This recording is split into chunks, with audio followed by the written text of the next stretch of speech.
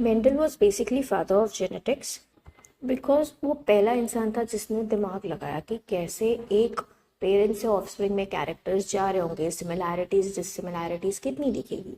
तो जब उसने मोनोहाइब्रिड क्रॉस बेसिकली परफॉर्म किया तो एक लॉ दिया and that law was law of dominance. उसने ये कहा कि according to law of dominance in a heterozygous condition, one allele will be only able to express itself, ensuring only the dominant trait is expressed in F1 generation। अब इसको ना हम समझने की कोशिश करते हैं। सबसे पहले तो बोला इन अ हेटेरोजाइगस कंडीशन, यानी होमोजाइगस नहीं, यानी दोनों अलील एक जैसे नहीं दिखते। सो फॉर एग्जाम्पल अगर हम लोग हाइट की बात कर रहे हैं और हेटेरोजाइगस कंडीशन है तो हम लोगों को कौन से दो अलील मिलेंगे? It is going to be capital T and small T.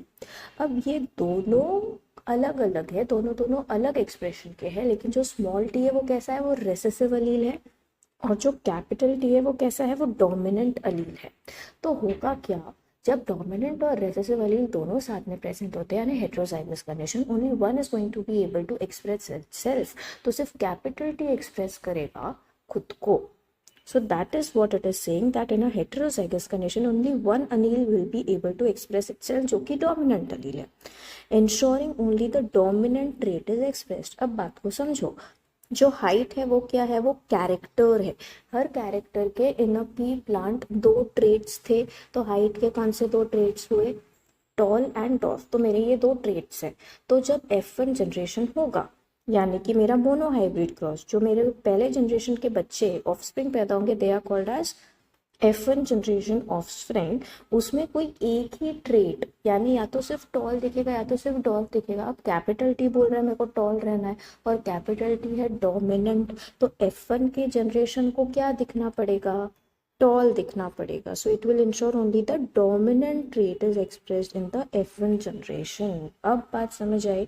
तो पी प्लांट के हर कैरेक्टर, हर ट्रेट को जब मेंडल ने पढ़ा, उसको हमेशा F1 जनरेशन में जो भी ऑफस्प्रिंग मिला वो सिर्फ और सिर्फ जो डोमिनेंट पेरेंट था उसको एक्सप्रेस कर रहा था और किसी को भी वो एक्सप्रेस नहीं कर रहा था। And because of this law of dominance आया। सो लॉ ऑफ डोमिनेंस कब दिया गया? After the monohybrid cross. तो अगला हमारा ये क्वेश्चन है, क्या ये लॉ ऑफ डोमिनेंस जो दिया है क्या ये यूनिवर्सल लॉ है? So the answer is a no. देखो यूनिवर्सल का मतलब है जिसके लिए कोई एक्सेप्शन एग्जिस्ट ही नहीं करता है, हर केस में वो करेक्ट है। तो ऐसा नहीं है। मेंडल को भले ही लगता था कि ये यूनिवर्सल लॉ रहेगा क्योंकि पी प्लांट में उसको कोई एक्सेप्शन दिखा नहीं, लेकिन अगर वो दूसरे ऑर्गेनिजम्स को पढ़ता तो उसको एक्सेप्शन मिलता। There are two more laws जो कि लॉ ऑफ डोमिनेंस को कहते हैं कि भैया देखो आप यूनिवर्सल नहीं हो, and they are law of codominance and law of incomplete dominance. तो इन दोनों को हम हमारे नेक्स्ट सेशन में पढ़ेंगे कि क्यों ऐसा क्या हुआ इनमें जिससे लॉ ऑफ डोमिनेंस यूनिवर्सल नहीं बन पाया। So let's meet soon in the next session.